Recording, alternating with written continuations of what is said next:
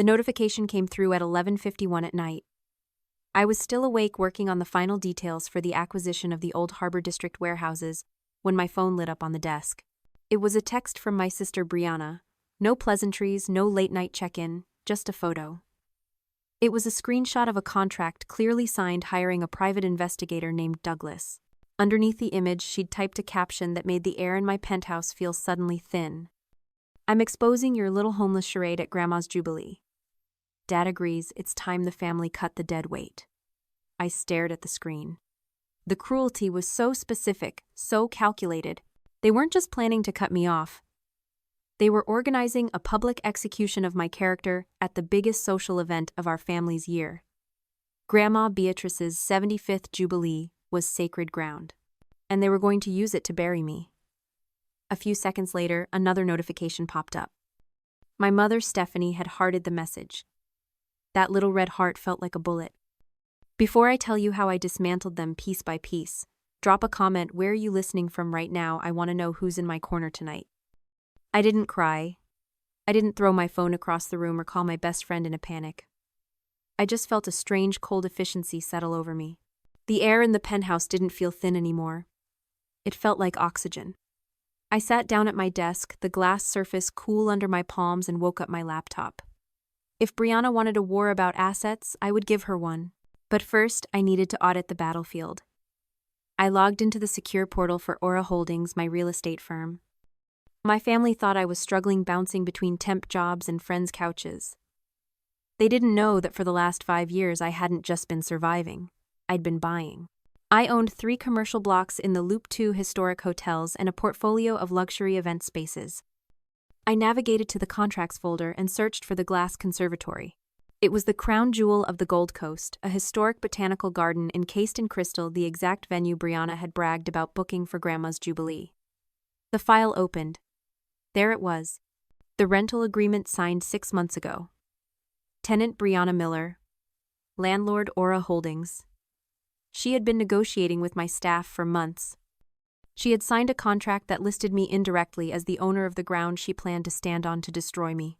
I stared at her signature, that loopy, childish scrawl she used on everything from credit card slips to birthday cards. That's when the realization hit me. It wasn't anger. It was clarity. For years, I'd asked myself why. Why were they so cruel? Why did they need to believe I was a failure, even when I showed signs of progress? Why did my mother heart a message about destroying her own daughter? It wasn't because they hated me. It was because they needed me. They were trapped in a cycle of normalized cruelty. In any closed system, like a family, roles are assigned to maintain stability. Brianna was the golden child, the success story, the wellness influencer who needed to be adored. But you can't have a winner without a loser. You can't have a queen without a peasant. For Brianna to feel superior, someone had to be inferior. For my parents to feel like successful guardians of a prodigy, they needed a disaster to compare her to. I wasn't a person to them. I was the control group in their experiment of self-worth. My failure was the structural load-bearing wall of their entire identity.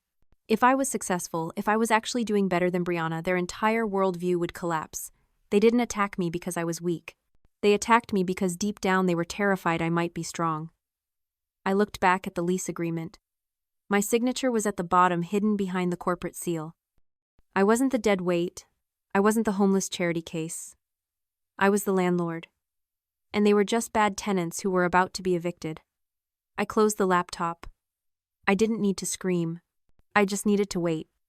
To understand why I didn't scream, you have to understand the architecture of my silence. It wasn't something I was born with. It was something I built brick by brick over the last 5 years. While Brianna was curating her life for an audience of bots and bot followers, I was building an actual life in the shadows. My sister's career as a wellness influencer was a masterful illusion funded entirely by the bank of mom and dad.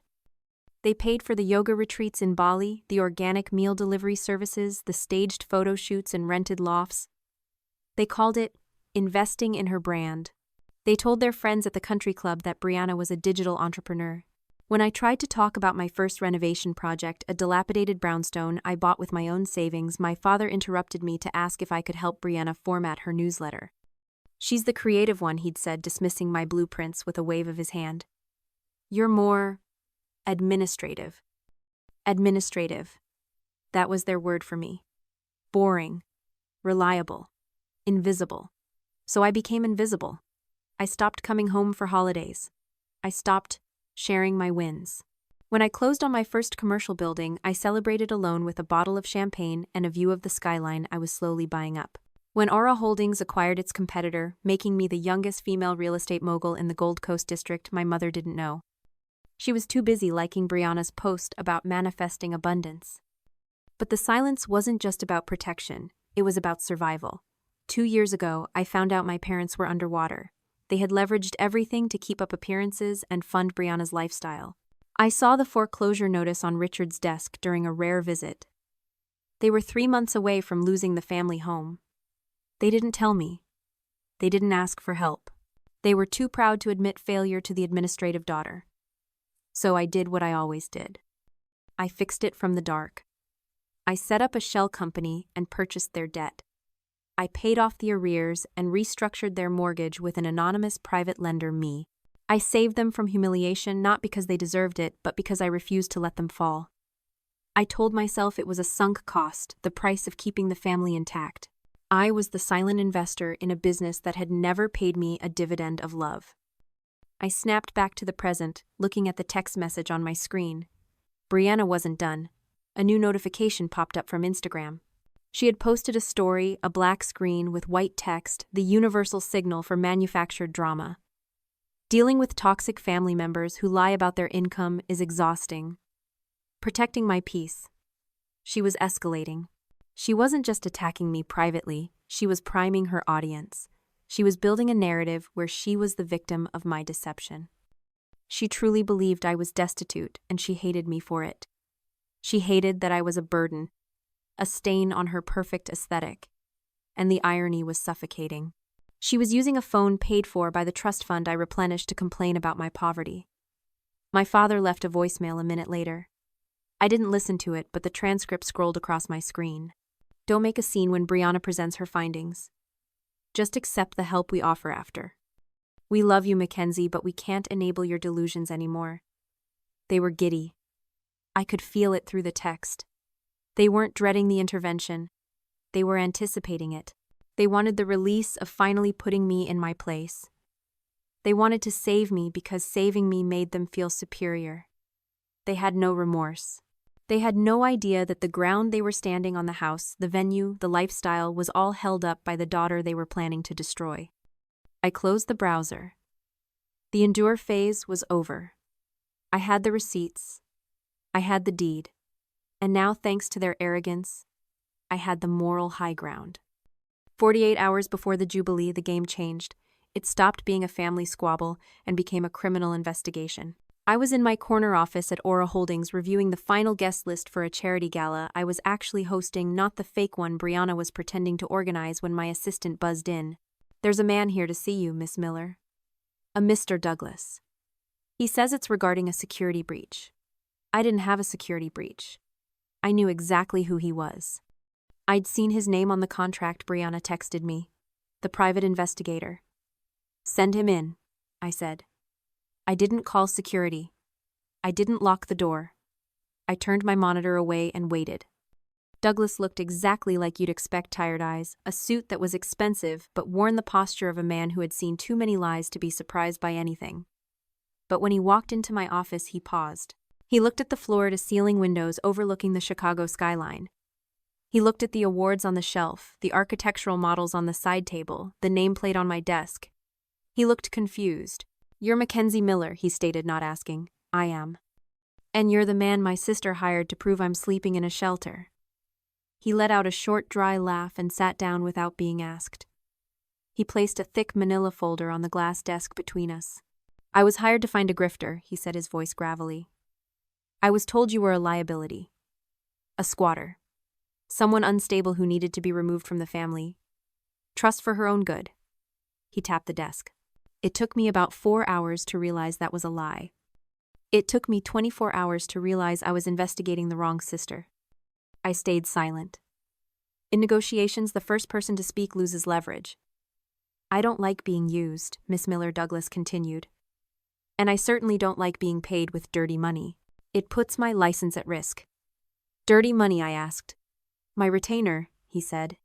It didn't come from a personal account. It didn't come from your parents. It came from a 501c3 nonprofit. He slid the folder across the desk. I opened it. It wasn't a dossier on me, it was a dossier on Brianna.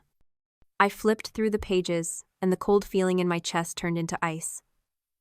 Bank records, wire transfers, invoices for consulting fees that went straight into Brianna's personal checking account, and the source, the Young Designers Scholarship Fund.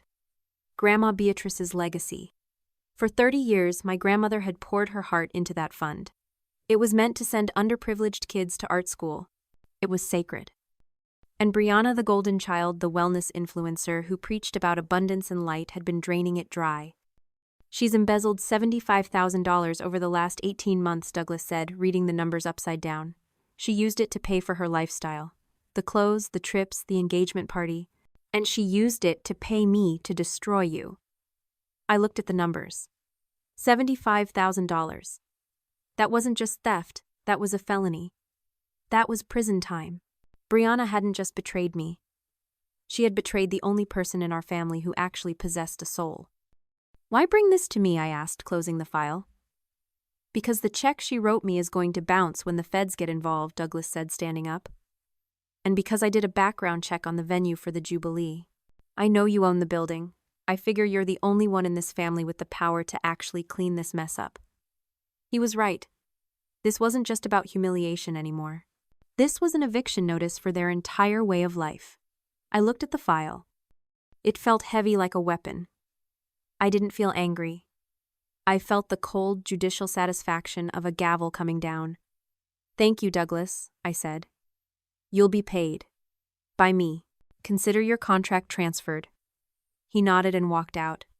I was left alone with the view of the city I owned and the proof that would burn my sister's world to the ground. The silence in the office was absolute. It was the quiet before the kill shot.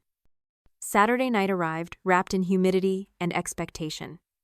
The glass conservatory was lit like a jewel box glowing against the dark backdrop of the Gold Coast. From the outside, it looked like a fairy tale. Inside, it was a stage set for a tragedy. I arrived 20 minutes late. I wore black, not morning black, but boardroom black. A tailored silk suit that cost more than Brianna's entire stolen wardrobe. I walked past the valet, past the security guard who nodded at me with recognition he was on my payroll after all, and stepped into the main hall. The air smelled of expensive lilies and desperation. Brianna was holding court near the champagne tower, wearing a white gown that was trying too hard to look innocent. She was laughing that high brittle sound she made when she was nervous. My parents, Richard and Stephanie, flanked her like bodyguards, their faces tight with the strain of maintaining the illusion.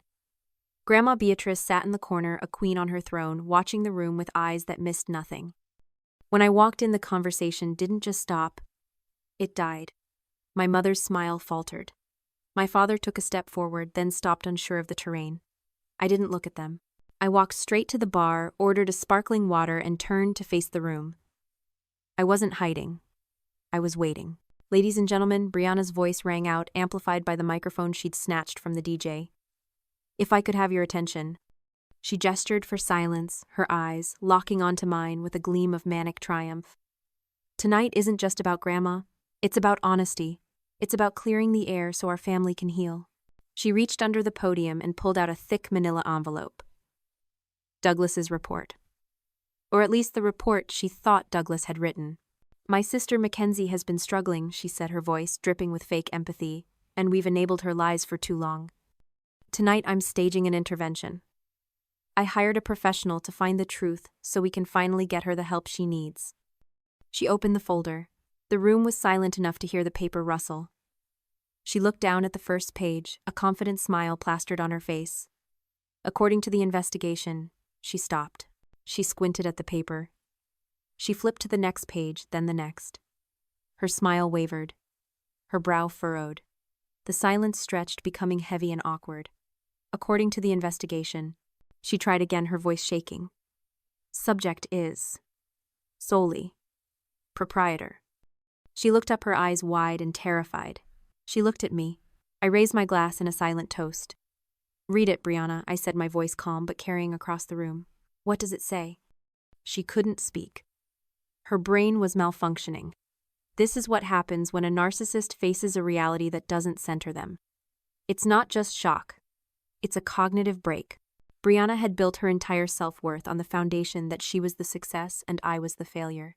The words on that page, Aura Holdings' $12 million valuation real estate tycoon, didn't just contradict her plan, they annihilated her identity. She was experiencing a narcissistic injury so severe it was rendering her mute. She couldn't process a world where she wasn't the Sunday eye. There's a mistake, she whispered, backing away from the microphone. This says she owns the building. It says a lot more than that, Grandma Beatrice said, standing up. Her voice was steel. It says my granddaughter Mackenzie built an empire while you were busy spending my money on filters and fraud. The room erupted in whispers.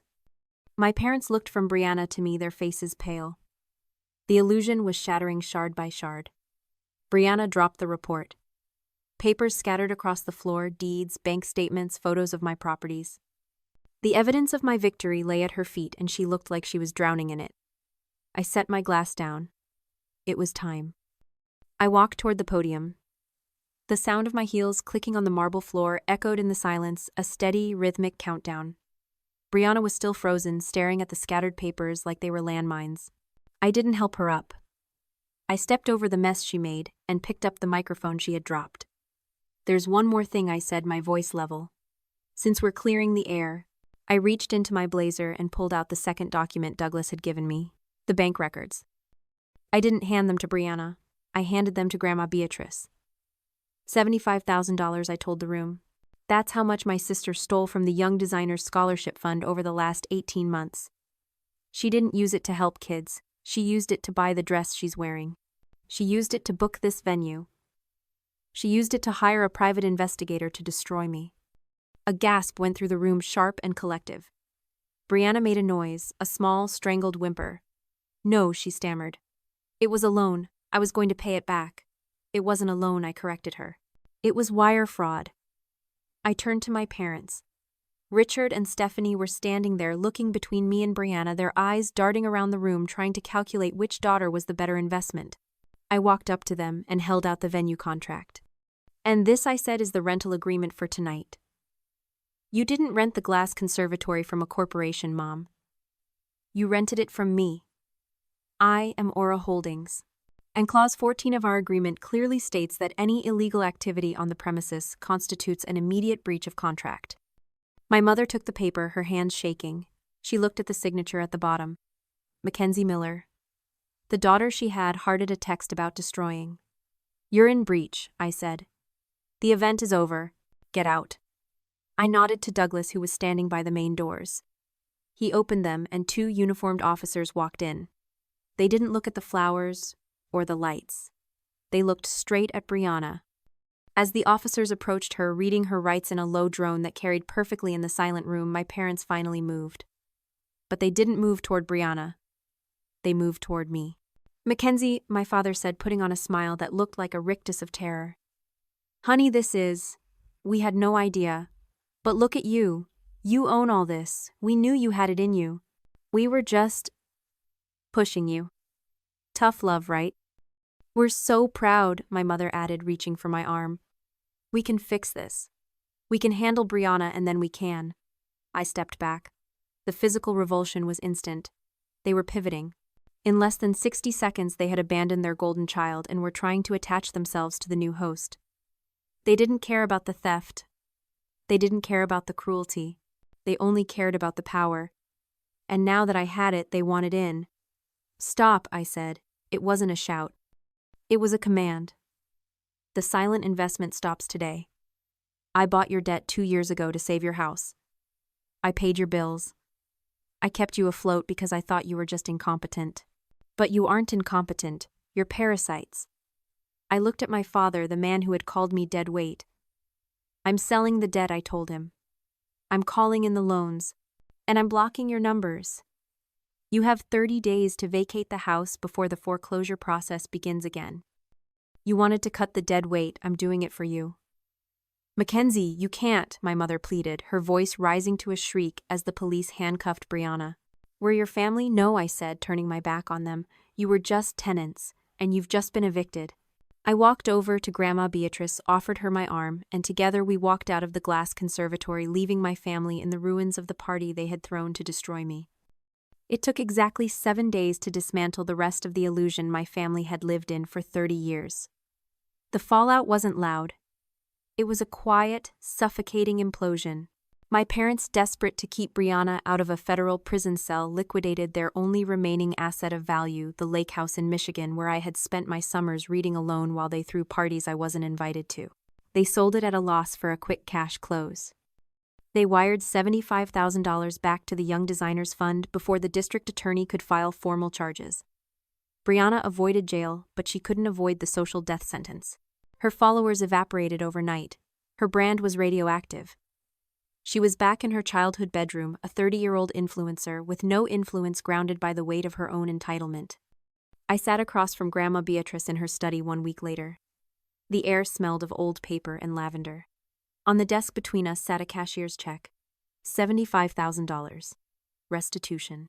You should keep it, Grandma said, pushing the check toward me. Consider it a consulting fee for saving my legacy. I looked at the check.